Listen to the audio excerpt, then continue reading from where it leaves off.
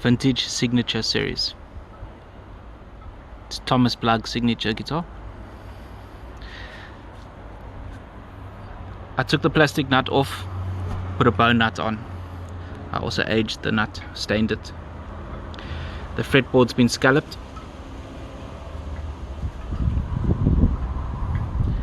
Doesn't come like that normally.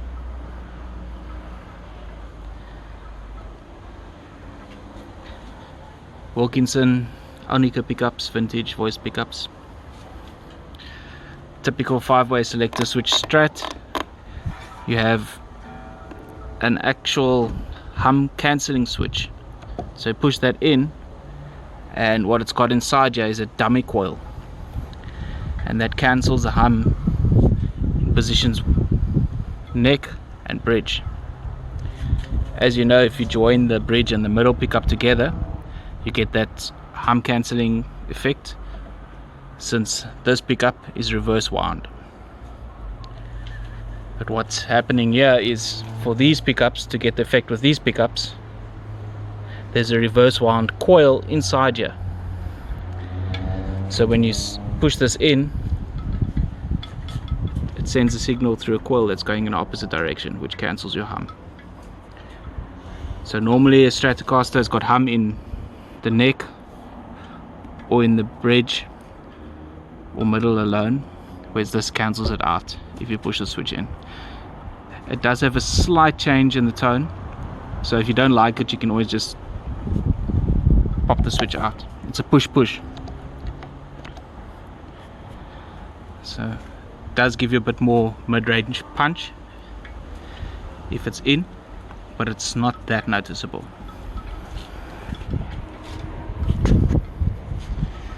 This guitar is going for 6,500 Rand.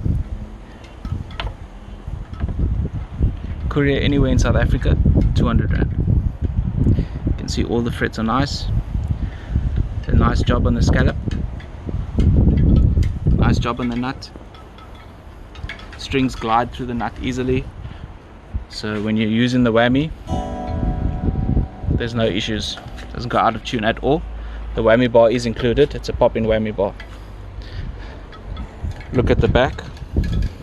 Also, as it came from the factory, they call it the distressed look, but it's basically, it's a relic. You can see a nice full-size block like you would get on a Fender Strat. All the hardware's been aged, like the neck plate has been aged to look like a vintage guitar. The neck's been aged, you can see. Vintage style tuners. I did take the neck off and I put a very small brass shim inside, just to get a better angle on the neck.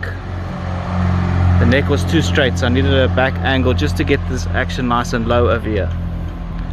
When I lowered it without the shim, I was getting buzz on the nut, so I brought it up here.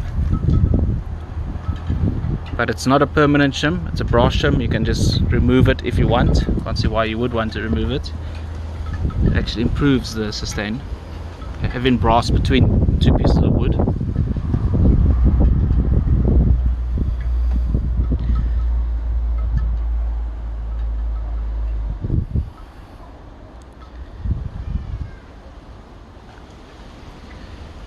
Since you're here, you might as well subscribe to my YouTube.